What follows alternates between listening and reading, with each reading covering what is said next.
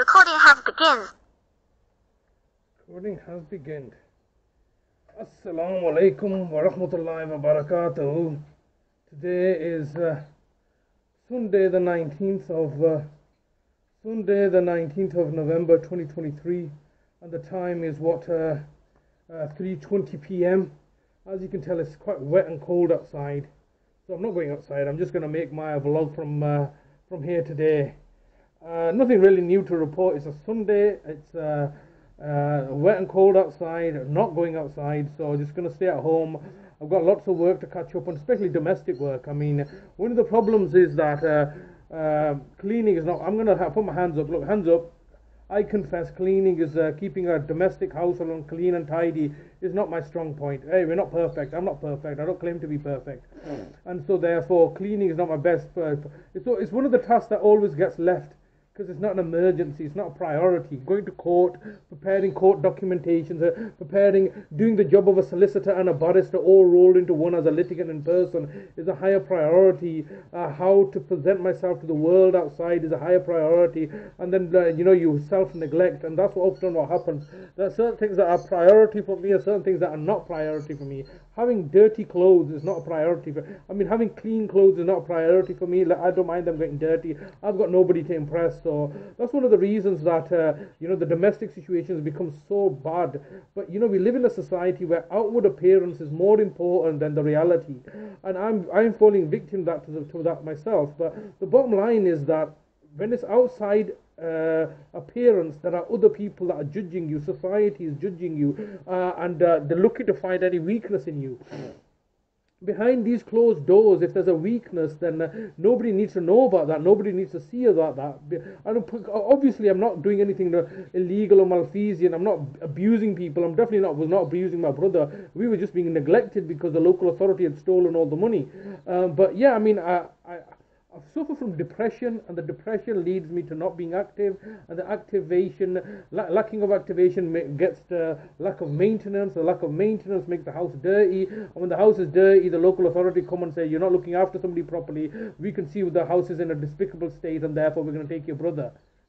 It's just lunacy, isn't it? You've created a situation that you are then looking to benefit and profiteer from. It doesn't matter. I mean, for me personally, I want to be that person I want to be like a Monica Geller type person that derives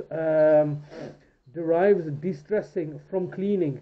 I'm not there yet. I don't have that quirk. But some people are, very methodical in cleaning, and I want to be I don't want to be lazy. That's what it is.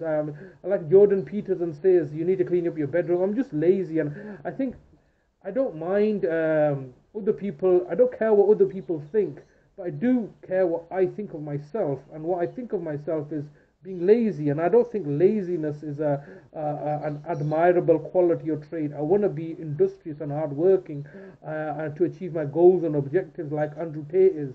I would rather be an Andrew Tate than some sort of lazy slob. And presently I'm out of shape. And this is all due to distress. Stress is that the local authority has deliberately inducing me under in order for them to perpetuate the lies and deceptions that they have. My life is being wasted, and it has been wasted for the last 23 years, while the local authority equally put forward a persona, an outward presentation that they're doing all that they're supposed to be doing, when the reality is, if you look closely behind the closed doors, and if you look behind the corporate veil, you will see far more disgustingness than what's in my house. They are equally, they want to keep their privacy, so their right to privacy is paramount to them, so they don't feel embarrassed about their failures, and yet what they want to do is highlight my failures by breaking into my door, breaking into my house, going through my correspondence, going through my private emails, going all through my privacy, trying to find something to incriminate me on, so they can escape any reprisal action and escape any condemnation for what they're doing to me. I'm a single guy trying to do as best as I can at work. I don't have a job or anything else other than caring for my brother, and they've taken that away and sabotaged that relationship. So it's just the same old with these people. Nothing really new to report. Like I said, it's just a calm before the storm. They're going to do something malevolent and fraudulent. I mean, I have no idea. I have no idea where my brother is. It's 103 days later. They've just basically come and kidnapped him. The state has decided we are almighty, all powerful. We can come down, disregard any human rights or any other kind of law.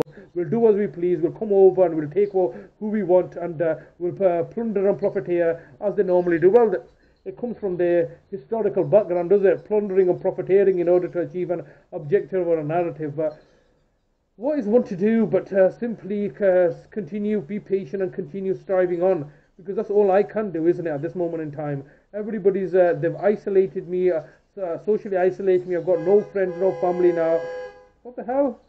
Got no one to fight for my corner. I'm here on my own, for holding the fort, you know, fighting them off as much as I can. They've come in here and taken my brother. This is just truly horrific now. It's 103 days later. How do you think somebody with mental health problems has mobility issues, does not speak or read or write English, has no other means of communication? They're basically isolating him in his best interest to keep him away from me.